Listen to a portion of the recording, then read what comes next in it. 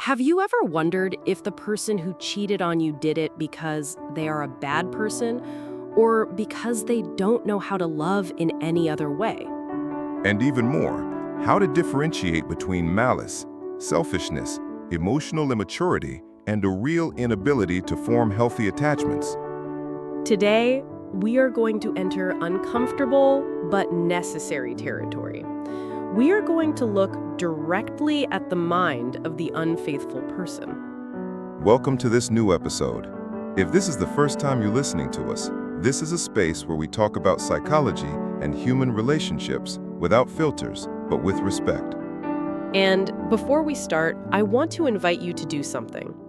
If you have ever experienced infidelity, or if you were the one who committed it, tell us your story anonymously at anonymousvoices90210@gmail.com. Every experience adds a piece to this human puzzle. And please comment below. Do you think infidelity is more an act of malice or a consequence of immaturity? We want to read you, and believe me, your comment can help someone who is going through that today. Let's start with something basic. The word infidelity already carries a huge weight. For many, it is synonymous with betrayal, pain, and breakup. But for others, it is a mistake, a weakness, even something that can be forgiven. And that's where the debate begins, because when a person cheats, most of us think about the action. They were with someone else. But in psychology, the important question is not just what they did, but why they did it. Exactly. And that's where we find two very different profiles. On one hand, the calculating, unfaithful person, who knows they will cause harm and doesn't care, even justifying it. And on the other, the immature, unfaithful person, who doesn't consider the consequences, who acts as if they were in an eternal emotional adolescence. But be careful. The damage caused by both can be just as profound. It's just that their motivations are different. And here, I want to pause to ask our listeners, do you think knowing the motivation of the person who cheated on you changes anything? If that person did it out of immaturity and not malice, would that make it easier for you to forgive? Tell us in the comments, because every story is unique. Let's go with the first concept, moral disengagement. It sounds complicated, but it's more common than you think. It is that ability we humans have to separate what we do from what we believe we are. That is, I know this is wrong, but I convince myself that it doesn't define me as a person. Exactly. And in the case of infidelity, moral disengagement can manifest in phrases like, my partner won't find out, so I'm not hurting them. Or, this doesn't count because it was just once. Or even, I did it because at home they're not giving me what I need, and so they turn a personal choice into a supposed inevitable consequence. The dangerous thing is that with that mentality, behaviors can be repeated without feeling real guilt, because the brain creates a kind of bubble where what I do and what I think don't have to match.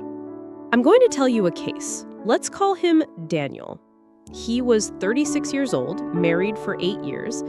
In therapy, he admitted to having 3 parallel relationships at different times.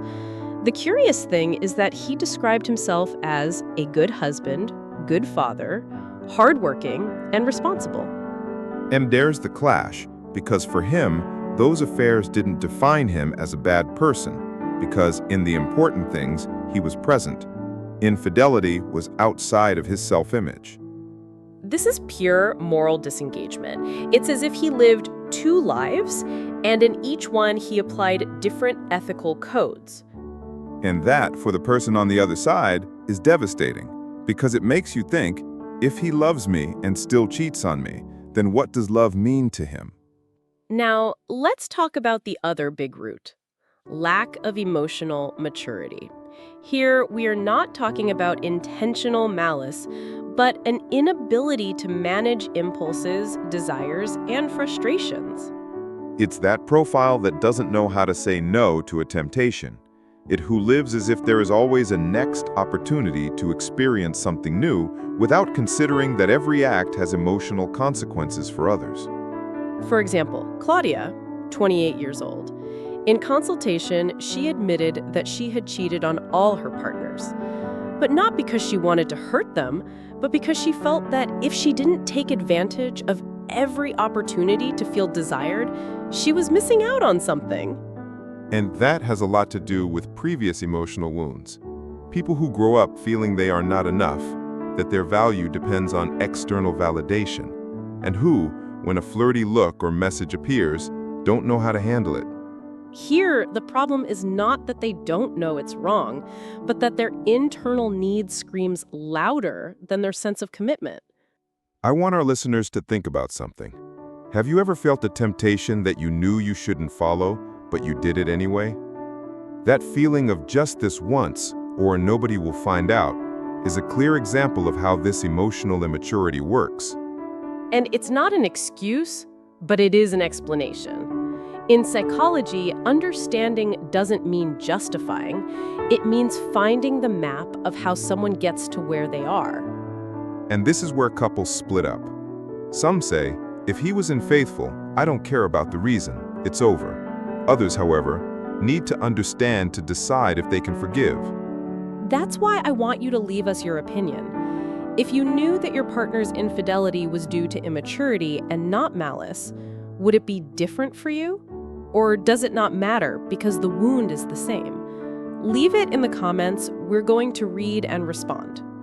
And remember that if you want to share your story confidentially, you can write to us at anonymousvoices90210@gmail.com. I want to make something clear right now. This episode does not seek to justify anyone. Our goal is to understand the psychological patterns behind infidelity, because only then can we prevent, heal, or make conscious decisions. Exactly. And for that, we need to look at each person's history, because the unfaithful person doesn't appear out of nowhere.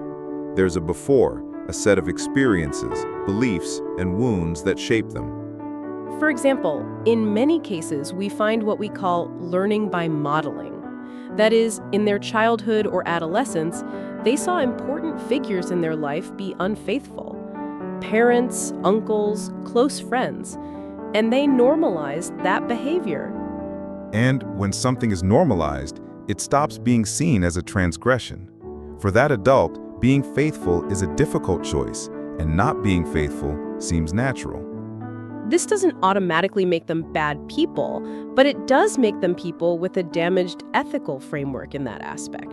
And here another layer comes in. Culture. In some societies, male infidelity is more tolerated, even seen as a sign of status. While in others, it is strongly punished socially, and that cultural pressure influences how a person lives and justifies their actions. I want to tell you another story.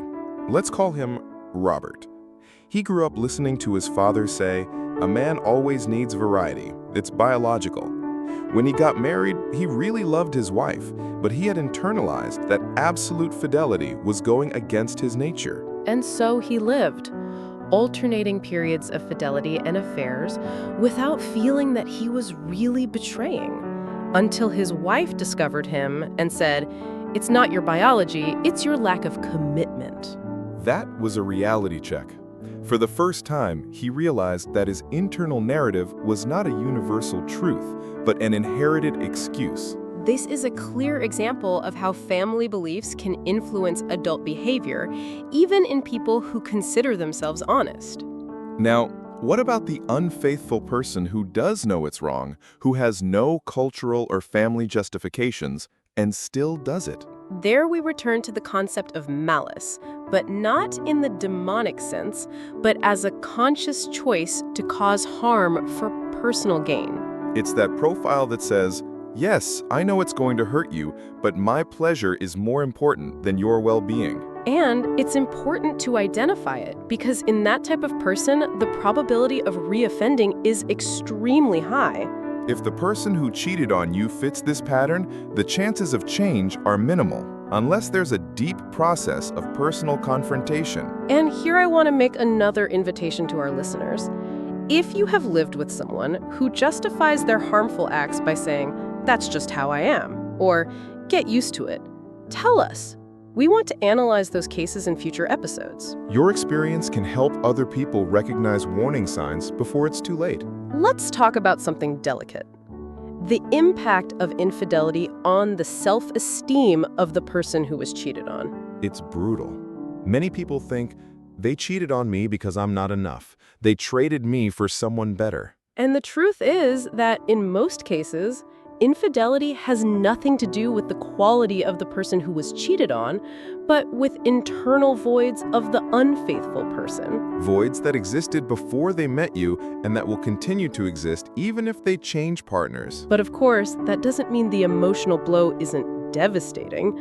Self-esteem wounds can last for years, and if not worked on, they affect future relationships. That's why psychological support is so important, not only for the person who is unfaithful, but also for the one who suffered the betrayal. I want to share a story that moved me a lot. We'll call her Lucy. She discovered her husband's infidelity after 15 years of marriage. For months, she blamed herself. She changed her physical appearance, tried to improve as a wife, and nothing worked. Until, in therapy, she understood that he had that behavior since before they were married. It wasn't her, it was him. And that was liberating because she stopped carrying a guilt that never belonged to her. And here's a direct message to our listeners. If you have been cheated on, it is not your responsibility to repair what another person broke inside themselves. Now, let's go to the most complex ground. Can an unfaithful person change? The short answer is yes, but with very demanding conditions. The first is that they recognize the harm without excuses. Nothing like, "It was your fault for neglecting me," or "It wasn't a big deal." The second is that they identify the origin of their behavior. If it's immaturity, work on impulse control, self-esteem, and emotional skills. If it's moral disengagement, rebuild the value system. And the third, that there is real commitment to change, even if that means facing their own deepest wounds. And let's not fool ourselves. This process is long, painful, and doesn't always end well. But when it works, it can reconstruct relationships that are stronger than before, although often the original trust doesn't return 100%. That's why it's so important that the person who was cheated on also has a voice and the power to decide. It's not all about whether the unfaithful person wants to change, but about whether you want to stay there. Before we close, I want our listeners to do this mental exercise. Think about the person you love the most. Now imagine that you cheat on them. What would have to happen inside you for you to cross that line? That question is not to justify, but to reflect on what pushes us to betray. And if we identify those roots beforehand, maybe we can stop in time.